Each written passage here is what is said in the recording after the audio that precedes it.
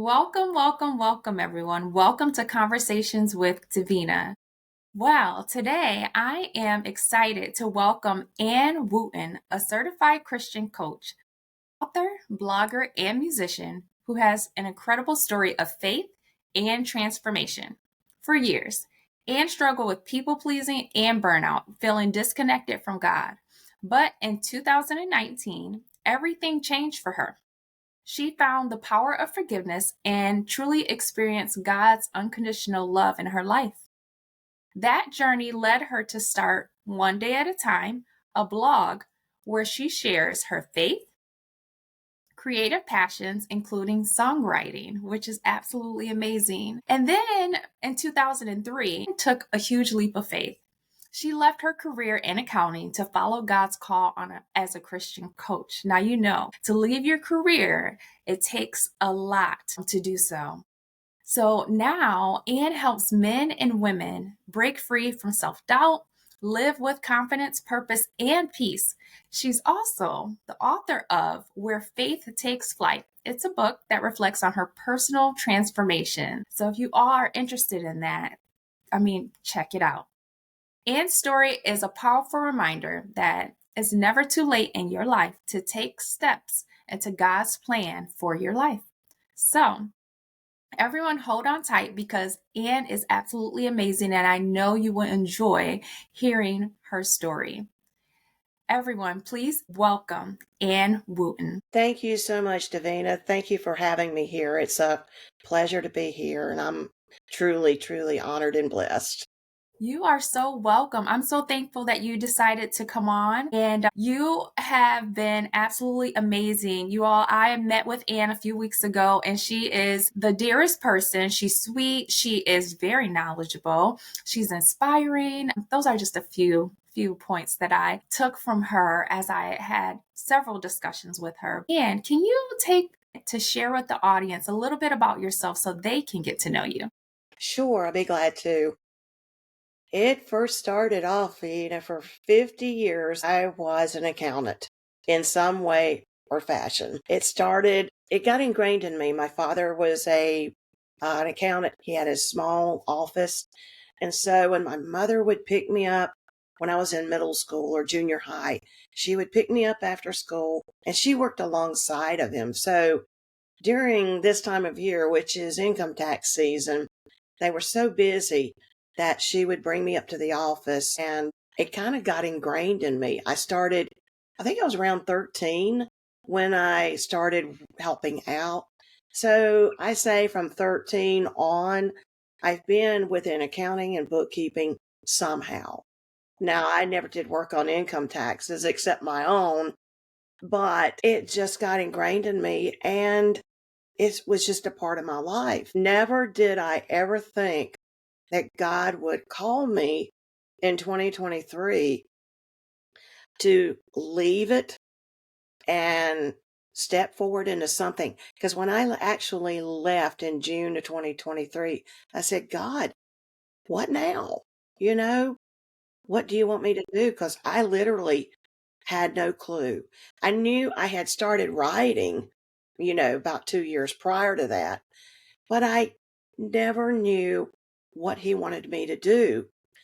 So what I did is I took a writing entrepreneurship class, and through that, I learned that a lot of writers were also coaches. And so, dang, that's where coaching kind of like, well, maybe that's what you're wanting me to do. But then what would I coach about? But at that same time, my cousin sent me something and it was beautiful. She sent me something about a coach in Dallas, Fort Worth, whom I still am with today. And it was the most beautiful, unapologetically faith based company and person. And she told me that really my story is what I would end up coaching about.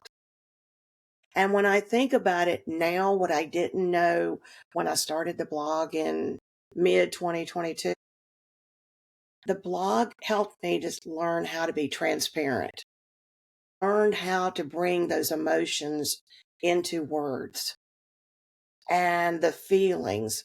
and my journey, but also and it helped me to open up with what I need to do, or I feel like God is calling me to do today to help others. So actually, I can see now when the blog was called One Day at a Time, there's so many of us that don't know how to live daily with Christ because forgiveness is an ongoing thing. Everything that daily is a daily walk. And a lot of people just get lost. They don't know how to combat this or that. And that's where I feel like God has brought me into the coaching to give them practical tools, to give them discover their spiritual gifts. But also, my writing has reflected my journey, my healing, either through the book, which is inspirational poetry, or dabbling into songwriting, teaching myself the acoustic guitar, which is the songs have been really a healing for me.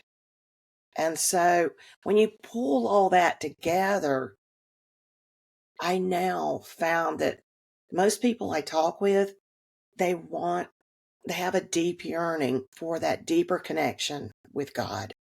And if so, then if they don't have it and they don't know why, there's some reason, maybe from their past or whatever, that they have to walk through and discover and grasp and acknowledge to walk through the forgiveness to really have that transformation to live set free in Christ. Wow. So that kind of sums it up. That's awesome. Thank you for sharing all everything that you just shared.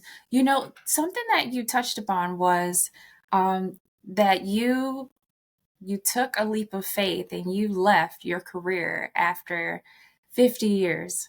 And I know all 50 years wasn't adult years, and you started out about 13 kind of helping out in that field, in the accounting field. But that's a huge step to walk away from something familiar. It sounds like you were comfortable doing that. It was something that it sounds like you loved. What was it that, and you shared that it was maybe a few things that kind of led you to it, but what was that moment like when you realized it was time to leave your career and step into your calling? Or what was it that kind of pushed you there? So, not sure how you want to Yep. answer that was a two-part question, but give us a little bit of what kind of pushed you in that direction.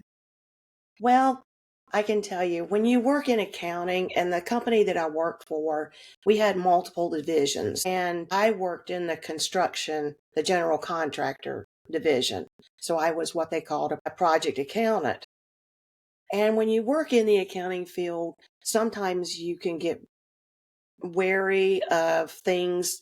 There are changes within the company, and some of those changes are good, some of them are not so good, and or they hope to be good and they end up being something else. And it's not that you get privy of certain information, but you do gain a little bit more insight than others might on the outside. So having said that, the first 5 or 6 months of 2023, I was undergoing a lot of stress. I knew the changes they wanted in.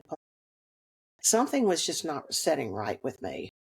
And you go in and out of stress, but the clincher was in probably about a month before I made the decision to leave. My manager, she gave her notice. And 2 weeks later, another person, another senior member on the team gave theirs. And I knew when that happened within like 2 weeks, I knew something was up. And I knew God was positioning me to make a decision. And what? Because I knew that if I did stay, some of that work was going to be thrown on me. I would lose my capability of doing writing the blog. That would be lost. And that, for me, right at that time, writing was my way of healing, my way of communication with others. I had no knowledge about, coaching, as I said prior at that time. But the stress just built up so much. And when you know that God is calling you to do something, if you've got a real good connection with God and you're still and you're quiet long enough to be able to hear his whispers, you're going to feel some pressure a lot of times right here. And it gets so intense that you no longer can deny it. You either, and usually if you have that connection with God and your faith is very strong, generally when God pulls you from a comfort zone into what he's maybe calling you to, the uncomfortable, what you cannot see, this is where we have to walk by faith and not by sight. And we've got to trust that he's going to reveal the steps ahead. And for me, being an accountant, the financial insecurity was really what I was scared about. I'm not really scared of change or transition, but it is the financial implications because you go from a paycheck to zero. But what God has really taught me was to trust him solely for every provision. Whether it was financial. I mean, I've kept the roof over my head. I've kept the lights on, electricity, all the utilities. I've never gone hungry. It took a leap of faith. That's what was scaring me more for the change than to make the decision more than anything else. But once that decision was made, it actually is made on my birthday in June, about Wow. 6:45 in the morning. I'm still big on numbers, but it was about 6:45. But when I made the decision, I was in tears because I hated to leave. We had a small team, but I hated to leave the others. But also, I had to do what I felt like God was calling me to do. For me to live in peace, and that peace that surpasses all understanding. And you will get a sense if you make that decision, you're going to get a peace it's unexplainable. And that peace just covered me from head to toe. And Wow. so it was the hardest decision of my life, but my faith has, if anything, my faith has grown even more because I've had no choice but to trust him. Hmm. But I am so glad because now I don't think I can ever go back to that. That's awesome. So, what I heard you say, and what really stuck out to me, is that when you feel like maybe there is a shift in your life or the Lord is talking to you, you have this uneasy feeling that you experience. And I would like to also kind of piggyback when I left my career and started a caring voice for you. I had that same thing, that uneasy feeling. I felt like this was something that I was being led to do. And Mhm. it just didn't feel right. Nothing felt right until I decided to make the change in what I felt like the Lord was leading me to. So definitely very common and not ironic, but it's very similar. I've heard that a few times with other people. It's that unsettling feeling that you can't shake off. And you know something isn't right, and that you need to shift and make some type of change. And again, the steps that you described that the Lord will order and he will direct you and is absolutely beautiful. And I'd like to add, if you put off that change and if you procrastinate, it's going to get more intense because even when I went through, the people pleasing, I don't want to get on that too much, but during the years growing up, when had the people pleasing perfectionism, my faith was pretty strong most of the time. But during those down times, then that's when I would seek others' approval instead of God's. But when you bring that forward, when I never took care of that, when I never acknowledged that I was my own worst enemy, and then when I didn't seek his forgiveness about it, each one of those things became more intense. So God will allow that intensity. He doesn't cause it, but he allows that intensity if he's trying to pull us to come back to him or into a direction where he wants us to follow. He's going to allow for either the intensity to even get greater and greater till you no longer can ignore it.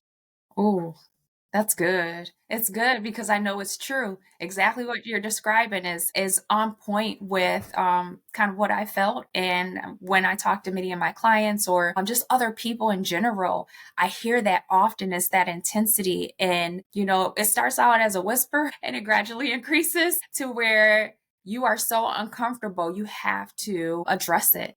But you know what? You talked about people pleasing. So I'm going to dive in a little bit about that. Sure. You spoke about struggling with people pleasing and burnout, but how did that impact your faith? And what was a turning point that led you to kind of say, you know what, enough is enough, I'm done with this? Share a little bit about that. Yeah. I could tell you I procrastinated on acknowledging it and doing anything about it for probably decades. But for me, I always wished I placed expectations so high on myself, my family, and others in general. I wanted them to be a certain way. And when they weren't, then I would get hurt, which would lead to resentment and bitterness, but also led me to be people pleasing, to seek their validation, to get that affirmation that I so physically wanted to hear and acknowledge them. I wanted them to acknowledge about me. It didn't matter what.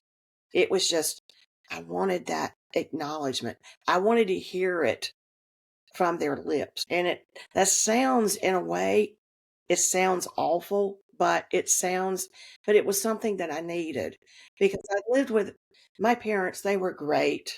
They were awesome. And I know that they loved me, but they were just raised, I guess, in a time where they didn't say those words. You know, you were supposed to know it. And that's fine. But I was one where your other friends, their parents would say that. So, and mine just weren't. And I had a hard time accepting it. The problem is I didn't accept it. And that goes a lot into people pleasing. If we don't accept them for who they are, then, that's going to eat at you. I can't change what their, somebody else's behavior, their actions, their words. But I was thinking that I could. So, in other words, in a way, I was telling them that they need to be more perfectionist or I needed to. And, it's like, I think people pleasing and perfectionism can kind of go hand in hand. But if left alone, things go unsettled, they're procrastinated. Because basically, what I did when those things would happen, I would just sort of put it on the back burner and just say, forget it for now. You know, it is what it is and go on. And then my faith would rise up. Well, you go up and down, up and down, up and down, and you go in this seat, you live in kind of a seesaw.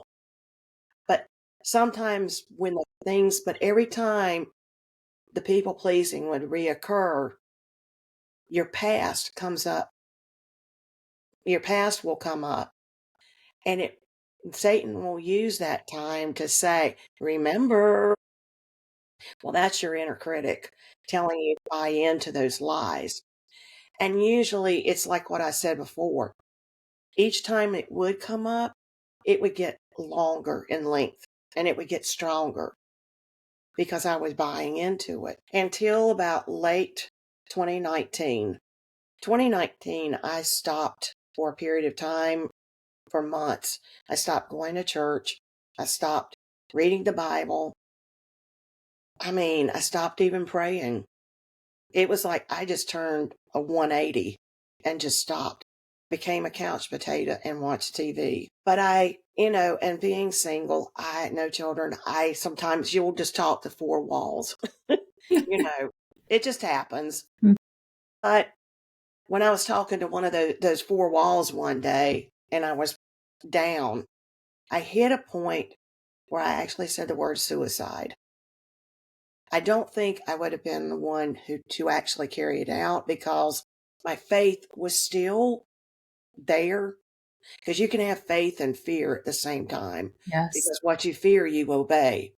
So if we're not obedient to God, then we're obeying that fear. So I think once I said that, that was a wake up call because I was pre diabetic and I knew health wise, whether it was physically or emotionally, I need to do something about it. And I finally surrendered it to God by one day. I can remember I just had so much hidden animosity towards my mother, but it was on me. It was not on her.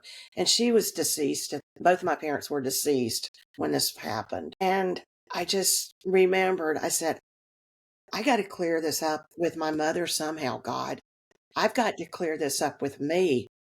I can't live like this anymore. And so, what do you want me to do, God? That's basically kind of what I said. Yeah. And I heard a little voice say, yes, your mother, I, before my mother passed, I will say that we got a lot closer, like we should have. So Hmm. I praise the Lord for that. But did I want to remember that? No. I wanted to hold on to the resentments. That's what Satan wanted me to hold on to. But I kind of felt in my heart, I live about 1 hour away from where I grew up. So I felt like God was saying it's just a matter of symbolism more than anything else. But I heard him say, I want you to take a drive up to the up to your hometown to where they are buried, to their gravesite, and just stand over it. And I want you to go through this triangle of forgiveness. This triangle of forgiveness is what I institute now in my coaching program. And the first two triangles are basically where I have to deal with the self because it's so important for us to forgive ourselves before I think we can forgive anyone else. And the last triangle is where we can forgive whomever.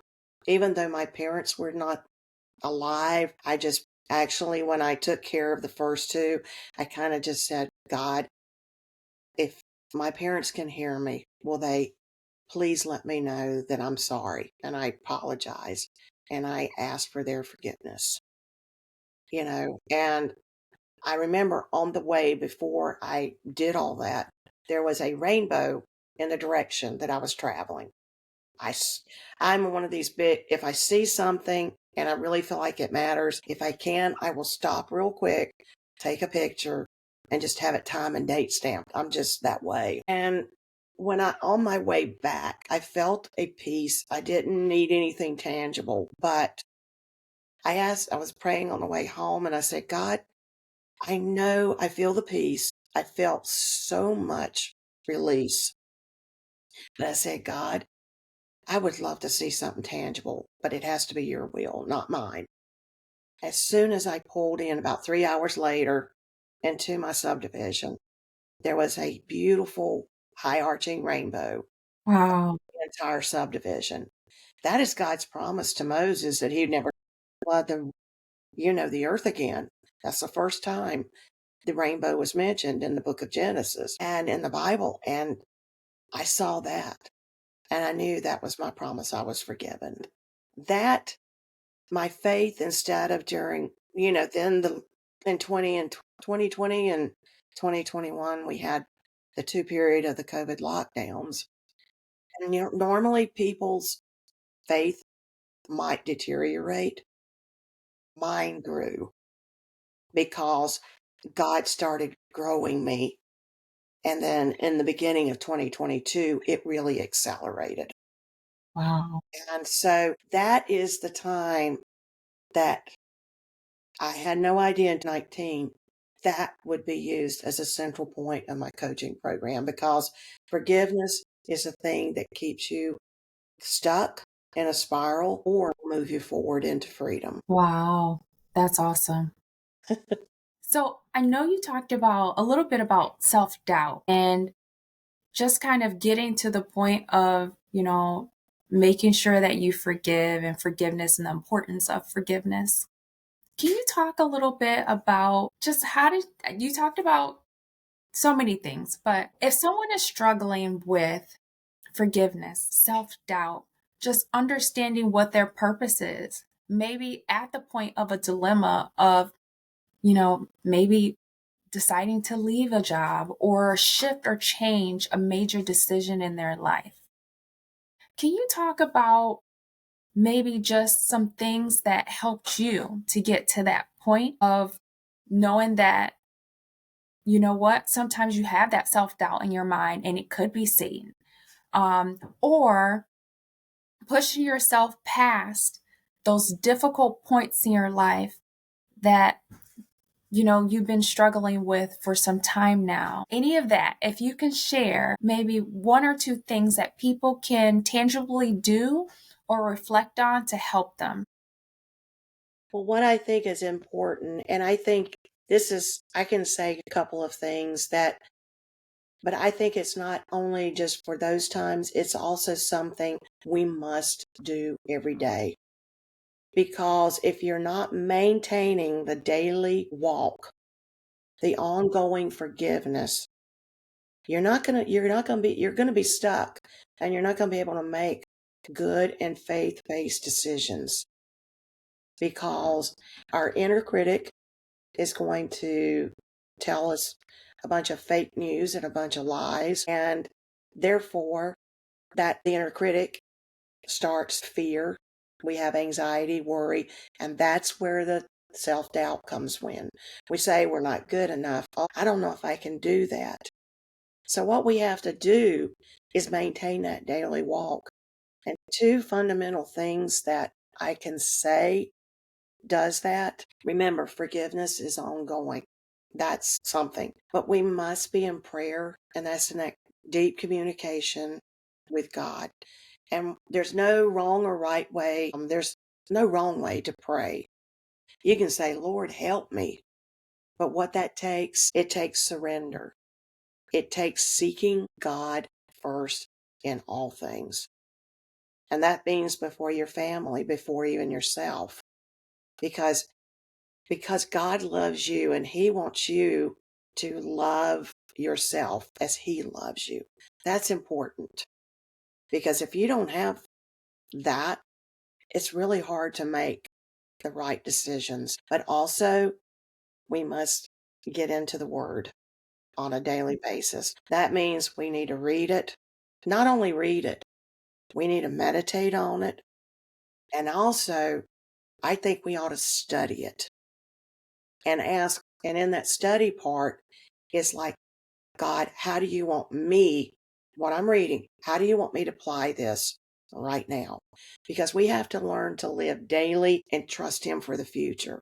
Because we don't know what tomorrow is going to bring, but we need to trust Him. So therefore, we come back to 2 Corinthians 5:7. Walk by faith, not by sight.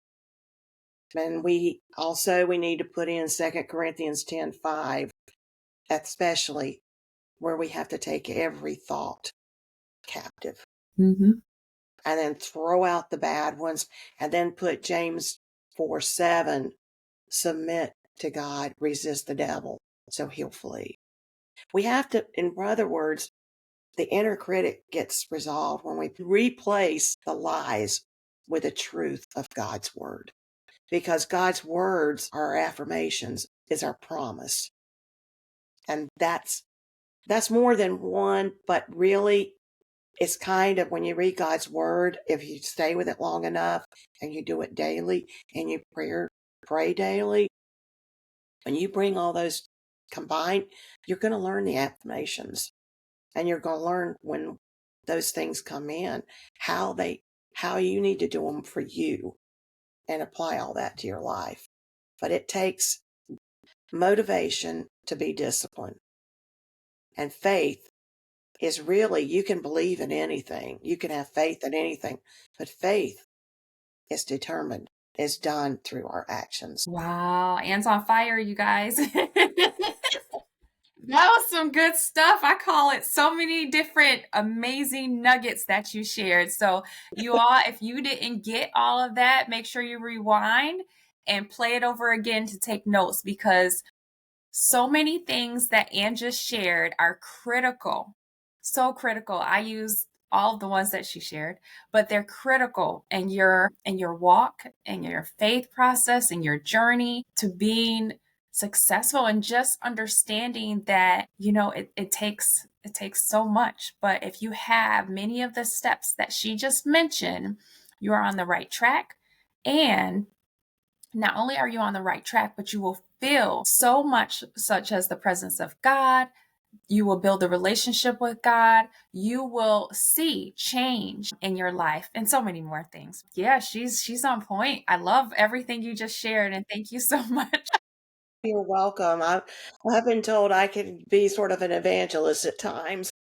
Love it. And you backed it up with scripture. So I mean, come on, y'all. So, all right. Well, if they wanted to get in contact with you because you are such an amazing person and you really have a passion for helping people and for making a difference in their lives, how would they be able to get in contact with you? Well, one thing I would like to do that is going to be available very, very soon, if I can just mention, because it's like if someone has ever felt that doubt, the fear that we've talked about, the self criticism that's keeping you stuck or unable to move forward, and you just lost that deep connection and don't know what the purpose God has for you, you do have a purpose. I want to introduce you to something that can help. And it's what I have is I call it a mini boot camp, if you will, coming soon. And it's called the Faith Lift Challenge Breakthrough to Godfidence.